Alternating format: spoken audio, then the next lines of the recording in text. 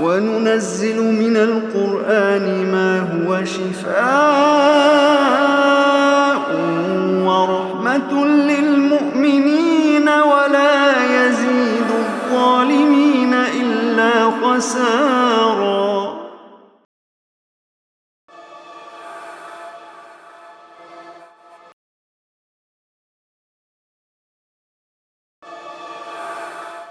بسم اللہ الرحمن الرحیم۔ سورۃ البقرہ قرآن مجید کی طویل ترین سورہ مبارکہ ہے۔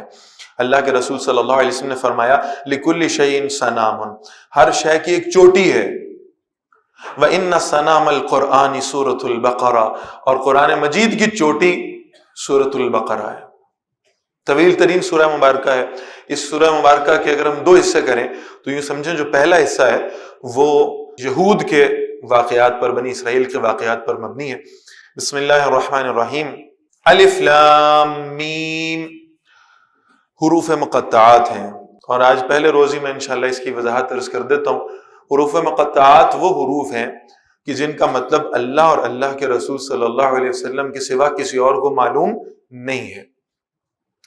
اور عام طور پر اگر ہم دیکھیں گے تو جن صورتوں کا آغاز حروف مقطعات سے ہو رہا ہے، اس کے فوراً بعد قرآن مجید کی عظمت کا بیان ہمیں ملے گا عمومی طور پر، ایک آدھ استثناء کے علاوہ۔ وہ ایکسیپشن جب آئے گی تو میں انشاءاللہ عرض کر دوں گا اس کے حوالے سے۔ الف لام میم ذالک الکتاب لا ریب فیہ ھدی للمتقین۔ ہم نے سورہ فاتحہ میں اللہ سے دعا مانگی تھی اہدنا الصراط المستقیم، ہمیں ہدایت نصیب فرما دے۔ اس کا جواب ملا ہے ذالک الکتاب، یہ وہ کامل کتاب ہے، لا ریب فیہ، اس میں کوئی شک نہیں ہے، ھدی للمتقین، یہ ہدایت ہے متقیوں کے لیے، پرہیزگاروں کے لیے، تقوی اختیار کرنے والوں کے لیے۔ کون لوگ ہوں گے؟ وہ اہل ایمان کا ذکر ہے جو اس قرآن مجید سے ہدایت حاصل کرنے والے ہوں گے۔ اللہ ہمیں ان میں شامل فرما دے۔ فرمایا الذین یؤمنون بالغیب، پہلی شرط ان کی یہ ہے کہ وہ غیب پر ایمان لانے والے ہیں۔ اور غیب سے مراد کیا ہے؟ یعنی بڑی آسان ڈیفینیشن میں اگر ہم اسے سمجھنا چاہیں تو غیب سے مراد ہے تمام وہ چیزیں جو حواس خمسہ یعنی 5 سینسز کی بنیاد پر ثابت نہ کی جا سکیں، جنہیں دیکھا نہ جا سکے، سنا نہ جا سکے، سونگا نہ جا سکے، چکھا نہ جا سکے، محسوس نہ کیا جا سکے۔ یہ ہیں وہ حقائق جو غیب میں ہیں۔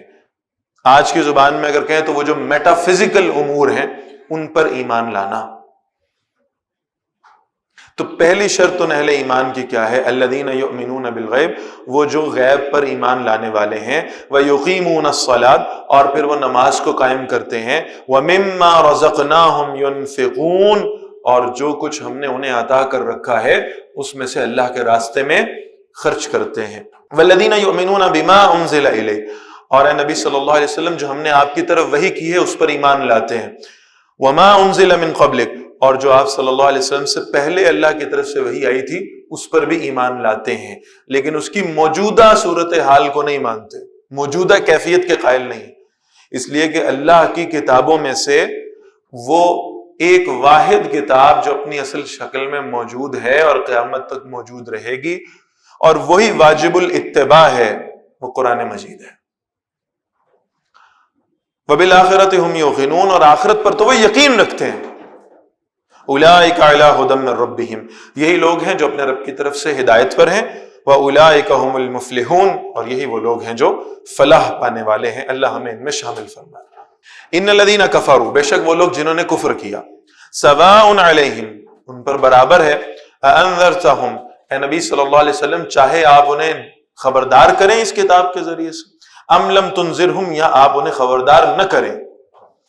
یہ ہے اب 2 آیات میں منافقین کا ذکر۔ یعنی اندازہ کیجئے کہ یہ جو الفاظ ہیں اَأَنذَرْتَهُمْ، سب سے کائنات کے بہترین داعی، سب سے خوبصورت قرآن پڑھنے والے، سب سے شاندار نصیحت کرنے والے محمد الرسول اللہ صلی اللہ علیہ وسلم، کیسے ان لوگوں کے دل سخت ہو گئے ہوں گے کہ جن کو محمد الرسول اللہ صلی اللہ علیہ وسلم قرآن پڑھ کے سنا رہے ہوں اور انہیں قرآن کے ذریعے سے نصیحت کر رہے ہوں، اور یہ لوگ پھر بھی اس کو سمجھنے سے قاصر ہوں۔ اے نبی صلی اللہ علیہ وسلم آپ انہیں ڈرائیں یا نہ ڈرائیں انہیں کوئی فرق نہیں پڑے گا۔ لا یؤمنون، یہ ہرگز ایمان نہیں لائیں گے۔ ختم اللہ علی قلوبہم، اللہ نے ان کے دلوں پر مہر لگا دی ہے.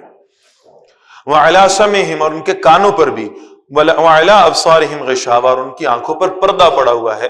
وَلَهُمْ عَذَابٌ عَظِيمٌ، اور ان کے لیے بڑا عذاب ہے. اور ظاہر ہے یہ آیت پہلی مرتبہ پڑھتے ساتھ ذہن میں خیال آتا ہے کہ شاید اللہ تعالیٰ نے بڑی ان کے ساتھ زیادتی کی ہے معاذ اللہ. اللہ نے ان کے دلوں پر مہر لگا دی، اللہ نے ان کی کانوں آنکھوں پہ مہر لگا دی، اللہ نے انہیں ہدایت سے محروم کر دیا. ان کا قصور کیا تھا؟ اس کا جواب دیا اللہ تعالیٰ نے سورۃ الصف میں، فَلَمَّا زَاغُوا أَزَاغَ اللَّهُ قُلُوبَهُمْ، جب ان کے دل خود ٹیڑھے ہو گئے، جب انہوں نے حقیقت کو اپنے سامنے دیکھتے ہوئے پہچانتے ہوئے اس کا انکار کر دیا، تو پھر اللہ کا دین ناقدروں کے لیے نہیں ہے. لہذا جب وہ حق کو پہچاننے کے باوجود انکار کر دیں تو پھر اللہ ان کے لیے دروازے بند کر دیا کرتا ہے. ابو جہل جانتا تھا کہ محمد صلی اللہ علیہ وسلم کبھی جھوٹ نہیں بولتے. ابو جہل اچھی طرح جانتا تھا کہ آپ صلی اللہ علیہ وسلم جیسا کردار پورے عرب میں اس نے کسی کا نہیں دیکھا. اس کے باوجود وہ جو روایت میں الفاظ آتے ہیں کہ اس نے آپ صلی اللہ علیہ وسلم پر ایمان لانے سے اس لیے انکار کر دیا کہ اگر ایسا کرے گا تو بنو ہاشم میں سے کسی نبی کو ماننے کا نتیجہ یہ ہوگا کہ اس کے قبیلے کو بنو ہاشم کے نیچے لگنا ہوگا. اس عصبیت کی وجہ سے، یہ جاننے کے بعد کہ اللہ کے رسول صلی اللہ علیہ وسلم نے کبھی زندگی میں جھوٹ نہیں بولا، تو پھر اللہ ایسے ناقدروں پر مہریں لگا دیا کرتا ہے. وَلَهُمْ عَذَابٌ عَظِيمٌ، اور ان کے لیے بڑا عذاب ہے. وَمِنَ النَّاسِ مَن يَقُولُ آمَنَّا بِاللَّهِ وَبِالْيَوْمِ الْآخِرِ، اور لوگوں میں سے وہ بھی ہیں جو یہ کہتے ہیں ہم ایمان لائے اللہ پر اور آخرت کے دن پر. وَمَا هُمْ بِمُؤْمِنِينَ، اس کے باوجود وہ ایمان والے نہیں ہیں. یاد رکھیے قرآن مجید نے ایمان کی 3 قسمیں بیان کی. ایمانیات ثلاثہ کا نام دیا فقہا نے اسے، اور ایمانیات ثلاثہ سے مراد کیا ہے؟ اللہ پر ایمان، آخرت پر ایمان اور رسالت پر ایمان. اگر آپ یہ 3 کیٹیگریز لے لیں تو اس میں 2 کا بیان یہاں موجود ہے. وَمِنَ النَّاسِ مَن يَقُولُ آمَنَّا بِاللَّهِ، لوگوں میں وہ بھی ہیں جو یہ کہتے ہیں ہم ایمان لائے اللہ پر، وَبِالْيَوْمِ الْآخِرِ، اور آخرت کے دن پر بھی. تو کون سا فیکٹر مس ہو رہا ہے؟ ایمان بالرسالت کا. نبی اکرم صلی اللہ علیہ وسلم پر ان کا ایمان نہیں ہے. اللہ کو بھی مانتے ہیں، آخرت کو بھی مانتے ہیں. تو فرمایا وما ہم بمؤمنین، اس کے باوجود وہ ایمان والے نہیں ہیں. یخادعون اللہ، وہ اللہ کو فریب دینے کی کوشش کرتے ہیں. والذین آمنوا، اور ان کو بھی جو ایمان لائے. وما یخدعون الا انفسهم، لیکن وہ صرف اپنے آپ کو فریب دے رہے ہیں. وما یشعرون، حالانکہ وہ اس کو سمجھتے نہیں ہیں. فی قلوبہم مرض، ان کے دلوں میں بیماری موجود ہے، نفاق کی بیماری، منافقت. اور یہ یاد رکھیے کہ بیماری کسی کو اس کی مرضی سے نہیں لگتی، اور بیماری لگنے کے بعد اس کے سمٹم سے، اس کی علامات سے یہ جاننا پڑتا ہے کہ میں اس بیماری میں مبتلا ہوں. لہذا وہ شخص جو جتنا اس نفاق کی بیماری کے حوالے سے مطمئن ہو جائے گا کہ میں تو اس میں مبتلا نہیں ہو سکتا، اتنا اس کے اس بیماری میں مبتلا ہونے کے امکانات بڑھ جائیں گے.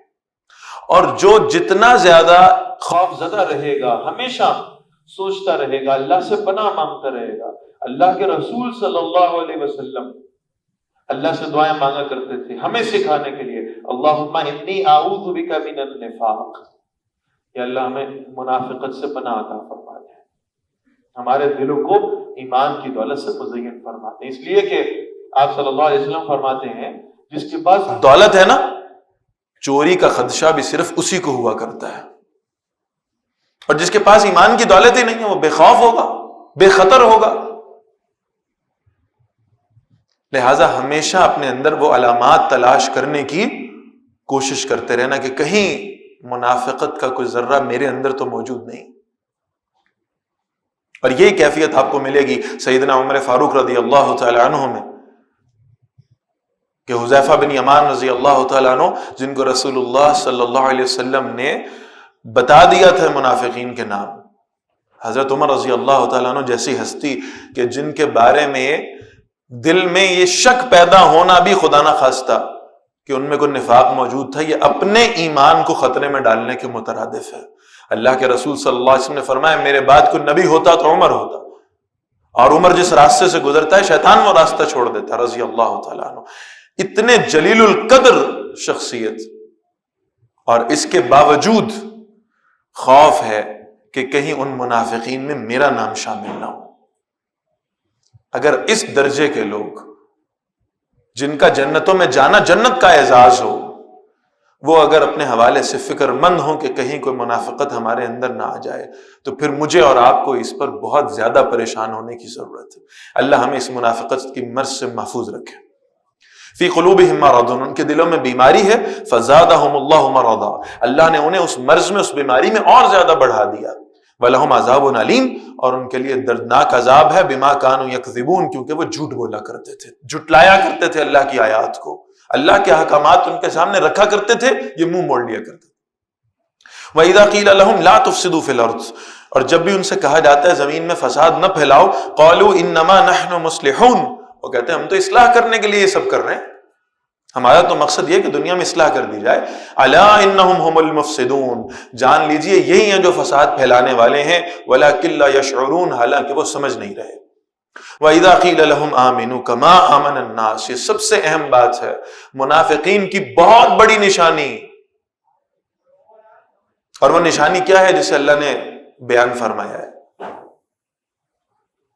فرمایا وَإِذَا قِيلَ لَهُمْ آمِنُوا، جب انہیں کہا جاتا ہے ایمان لاؤ، كَمَا آمَنَ النَّاسُ، جیسے یہ لوگ ایمان لائے ہیں، جیسے صحابہ کرام ایمان لائے ہیں رضی اللہ تعالیٰ عنہم اجمعین، جیسے ابو بکر عمر ایمان لائے ہیں، جیسے عثمان و علی ایمان لائے ہیں رضی اللہ تعالیٰ عنہم، ویسے تم ایمان لاؤ۔ قالو، ان کا جواب کیا ہے؟ انؤمن کما آمن السفہاء، ہم ایسے ایمان لے آئے جیسے یہ بے وقوف لوگ ایمان لائے، معاذ اللہ۔ کیا شے تھی جو منافقین کو بے وقوفی محسوس ہوتی تھی صحابہ کے حوالے سے؟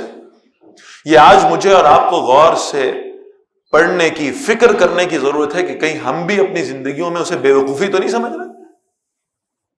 صحابہ اللہ کے رسول صلی اللہ علیہ وسلم کے ایک حکم پر سب کچھ لٹا دیا کرتے تھے، ایک حکم پر اپنا سارا وقت لگاتے تھے، ایک حکم پر اپنی جان لگاتے تھے، ایک حکم پر اپنا مال لٹاتے تھے، کچھ بچا کے نہیں رکھتے تھے۔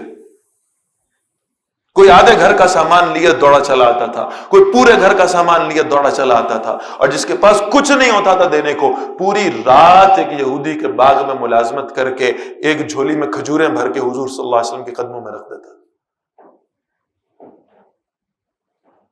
ایک حکم ہجرت کا ہوا ہے، جس نے بیوی بچوں کو چھوڑا، رشتہ داروں کو چھوڑا، اپنے اسباب تجارت چھوڑ دیے، اپنے مال چھوڑ دیے اللہ کے رسول صلی اللہ علیہ وسلم کی پیروی میں۔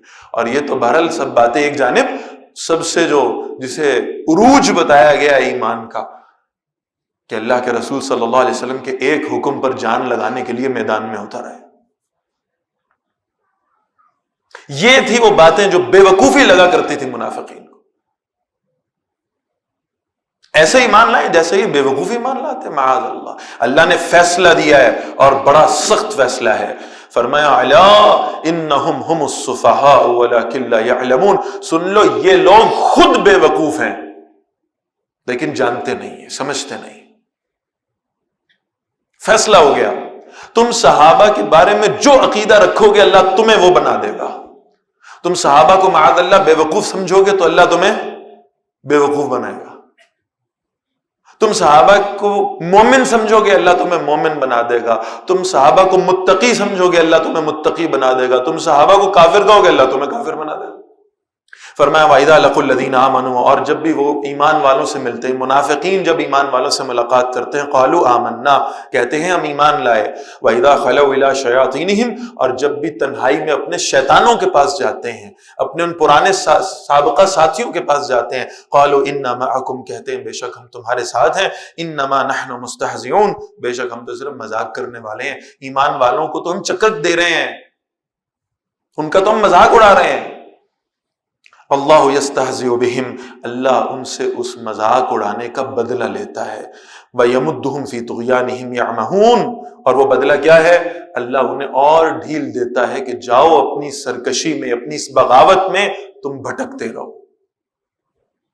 اولئک الذین اشتروا الضلالۃ بالہدی، یہ وہ لوگ ہیں جنہوں نے ہدایت کے بدلے گمراہی خریدی ہے. فما ربحت تجارتهم، تو ان کی اس تجارت نے انہیں کوئی فائدہ نہیں دیا. وما كانوا مهتدین، اور نہ ہی وہ ہدایت پانے والوں میں شامل ہوئے. مثلهم كمثل الذي استوقد نارا، ان کا حال یہ ہے کہ جیسے اس شخص کی مثال ہو جس نے آگ جلائی. فلما اضاءت ما حوله، پھر جب اس آگ نے اس ماحول کو روشن کر دیا. ذهب الله بنورهم، اللہ ان کے نور کو ان سے واپس لیں گے، ان کی بینائی چلی گئی. ماحول روشن ہے، آگ جل رہی ہے، روشنی ہر طرف پھیل رہی ہے، لیکن ایک شخص جس کی آنکھوں میں نور ہی نہ ہو، جس کے پاس بینائی ہی نہ ہو، اس کے سامنے تو اگر آپ سورج بھی لا کر رکھ دیں گے تو وہ دیکھنے کے قابل نہیں ہوگا. یہ ان منافقین کا. حضور صلی اللہ علیہ وسلم بنفس نفیس ان کے سامنے موجود ہیں. یہ نمازیں کس کے پیچھے پڑھ رہے تھے؟ نبی اکرم صلی اللہ علیہ وسلم کے پیچھے. کون سے مقام پر پڑھ رہے تھے؟ مسجد نبوی میں پڑھ رہے تھے. پہلی صف میں عبداللہ بن ابی جو رئیس المنافقین تھا کھڑا ہو کر نماز پڑھا کرتا تھا. کس کی تلاوت سے محظوظ ہو رہے ہیں؟ رسول اللہ صلی اللہ علیہ وسلم. کس سے حدیث سن رہے ہیں؟ کس سے دین سیکھ رہے ہیں؟ کس کے ساتھ سفر کر رہے ہیں؟ نبی اکرم صلی اللہ علیہ وسلم. ہدایت کا سورج تو ان کی آنکھوں کے سامنے ہے، لیکن جب آنکھوں میں بینائی ہی نہ ہو تو سورج کے سامنے آنے پر بھی کچھ نظر نہیں آتا، اندھیرے کا اندھیرا رہتا ہے. فرمایا وَتَرَكَهُمْ فِي ظُلُمَاتٍ لَا يُبْصِرُونَ، اللہ نے انہیں ان اندھیروں میں چھوڑ دیا کہ اب وہ دیکھ نہیں پا رہے. سُمٌّ بُكْمٌ عُمْيٌ، بہرے ہیں، گونگے ہیں، اندھے ہیں. فَهُمْ لَا يَرْجِعُونَ، بس وہ واپس نہیں لوٹیں گے. او کصیب من السماء، ایک دوسری مثال آ رہی ہے ان کے لیے، یا ان کی مثال ایسے جیسے آسمان سے بارش برستی ہو. فیہ ظلمات ورعد وبرق، اس میں اندھیرے ہوں اور گرج بھی ہو اور چمک بھی ہو. یجعلون اصابعهم فی آذانہم، وہ اپنی انگلیاں اپنے کانوں میں ٹھونس لیتے ہیں اس گرج چمک کے خوف سے. من الصواعق، اس بجلیوں کی آواز کی وجہ سے. حذر الموت، موت سے ڈرتے ہوئے. واللہ محیط بالکافرین، اور اللہ تعالیٰ ان کافروں کو گھیر لینے والے. ڈر کس بات کا ہے؟ ابھی وہی آئے گی، اللہ کے راستے میں صدقہ کرنے کا حکم ہو جائے گا. ابھی وہی آئے گی، اللہ کے راستے میں میدان جہاد میں نکلنے کا حکم آ جائے گا. جس وقت دیکھتے تھے کہ رسول اللہ صلی اللہ علیہ وسلم پر وحی کی کیفیت طاری ہو رہی ہے، یا اس بات پہ پریشان ہوتے تھے کہ ہماری حیثیت، ہماری اصلیت حضور کو بتا دی جائے گی، یا اس پر پریشان ہوتے تھے کہ شاید ابھی اللہ کے راستے میں خرچ کرنے کا یا جہاد کا حکم آ جائے گا. یکاد البرق یخطف ابصارهم، قریب ہے کہ وہ بجلی ان کی آنکھوں کی چمک کو مٹا دے. کلما اضاء لهم مشوا فیہ، جب بھی بجلی ان کے لیے روشنی کرتی ہے تو اس روشنی میں چل پڑتے ہیں. واذا اظلم علیہم قاموا، اور جب وہ اندھیرا کرتی ہے تو کھڑے رہ جاتے ہیں. ولو شاء اللہ لذهب بسمعهم وابصارهم، اگر اللہ چاہے تو ان کے سننے کی قوت اور ان کی بینائی کو واپس لے جائیں. ان اللہ علی کل شیء قدیر، بے شک اللہ ہر چیز پر پوری قدرت رکھنے والے ہیں.